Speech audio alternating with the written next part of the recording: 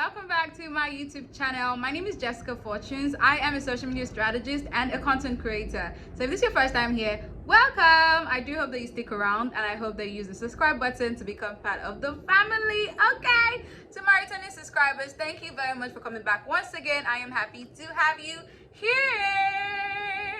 So today's video, I'm going to be talking about how I come up or develop social media strategies for companies that I work for. If you do not know, I am a social media executive at a tech company, and what that means is I get to develop social media strategies for different products for the company at different times. So with this video, I'm going to share how do I do this? How do I come up with strategies? What tools do I use? How can you do the same in case you're looking to have a career in social media? So if this is something you're interested in, you should definitely watch this video till the very end.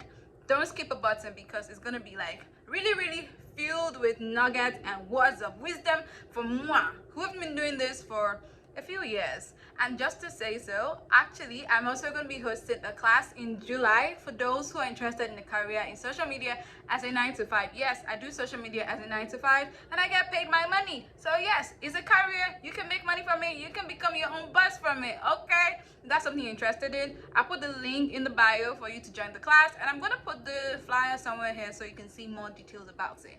All right. Okay, without any more talking and just yappy, let's go straight into today's video. Okay, first thing is, what is the goal?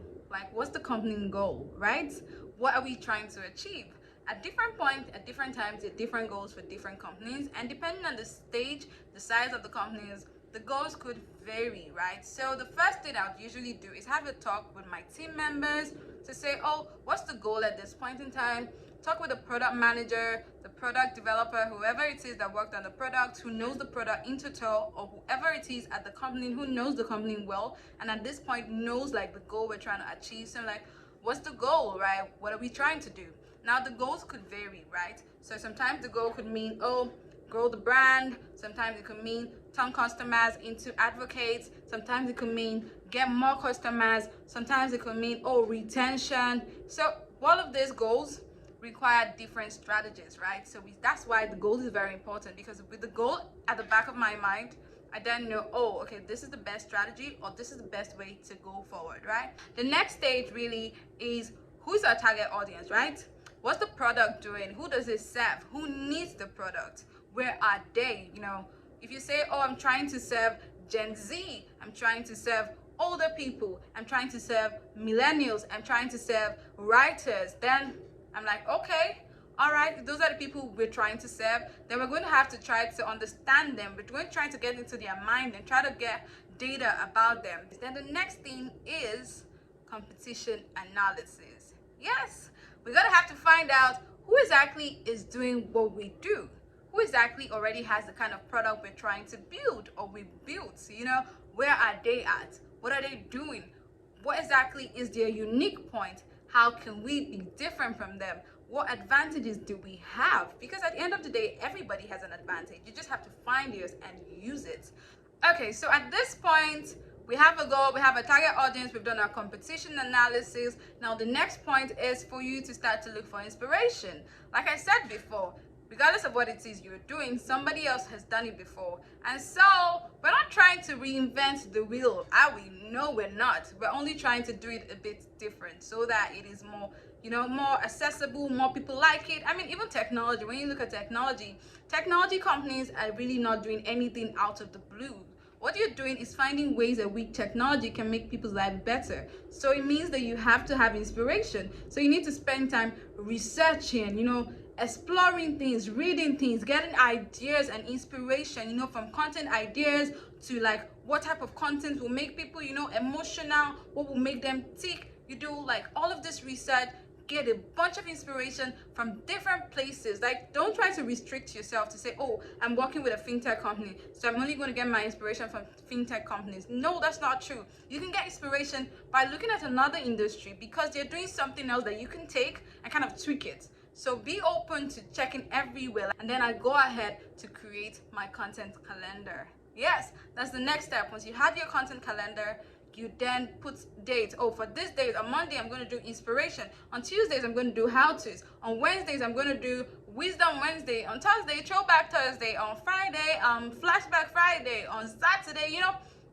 just basically put everything into a bucket of what exactly you want it to be, and then you move from there.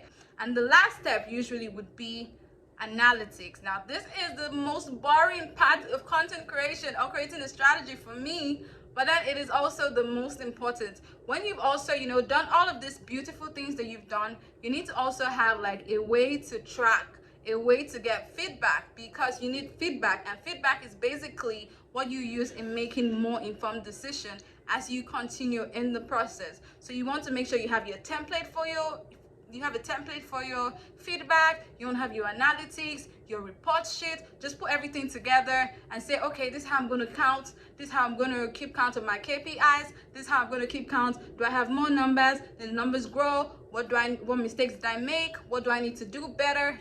All of this is basically what helps you to make informed decisions. And also, I like to end this with, you need to know that a social media strategy is not final, right? I know that we've had all of this wonderful talk, and I've shared some of my ideas with you on how I go about creating my social media strategy, but I also need to share with you that I don't necessarily stick to one thing. When I mean one thing, I don't necessarily say, oh, this is the only way I can do it and this is the perfect way. There's no perfect strategy. So it means that I need to be open, or have an open mind towards, okay, this probably did not work based on the feedback that I get. Okay, this is what I need to tweak. This is what I need to do better. And so with that, I kind of make tweaks in the next time, because if you have a strategy, you need to have a timeline. So maybe this strategy is for the next 3 months and is to develop this product and is to get it to people, right? So it means after that 3 months, I need to calculate what has been done, what were my KPIs met, did I meet the goal that I was trying to achieve? If I meet it, great work. If I do not, great work too, but it means that I need to do more work to make sure that I meet it the next time, So allow yourself the opportunity to know that no strategy is ever perfect, and it's okay for you to tweak. Actually, it's expected for you to tweak even as you go ahead.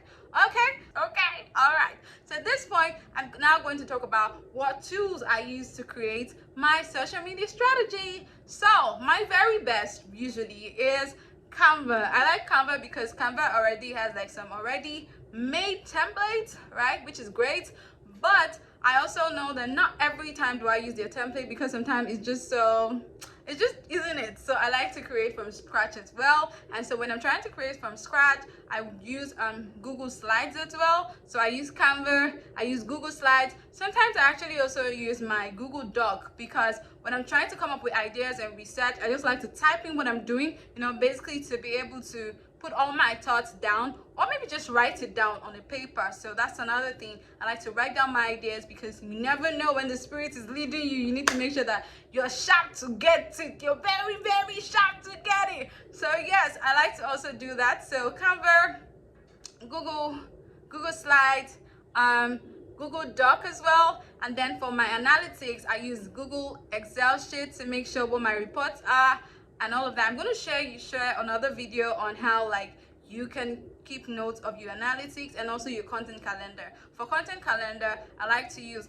either Google Docs, or I also use Google Excel sheets. So yeah, these are my favorite tools to use, and they're really very accessible. For checking my KPIs, I use Hootsuite, Buffer, I've used Meltwater, which other one, and then even the inbuilt insights on your Instagram or Twitter, you can always check that out to see how things are going. So I feel like I've just rambled or talked a lot about all these different tools, but I still need to go in depth and show you how I work with them. So in another video, I will definitely share that. But I do hope that this video has sort of given you an understanding of how I go about creating or developing a social media strategy, and how you can also do the same. But if you want more in depth and to know more, and you want me to actually hold your hand through the process, you should definitely join my class. All right, that's it on today's video. Please hit the subscribe button to become a part of my YouTube family. And until next time, I remain Jessica Fortune, signing out.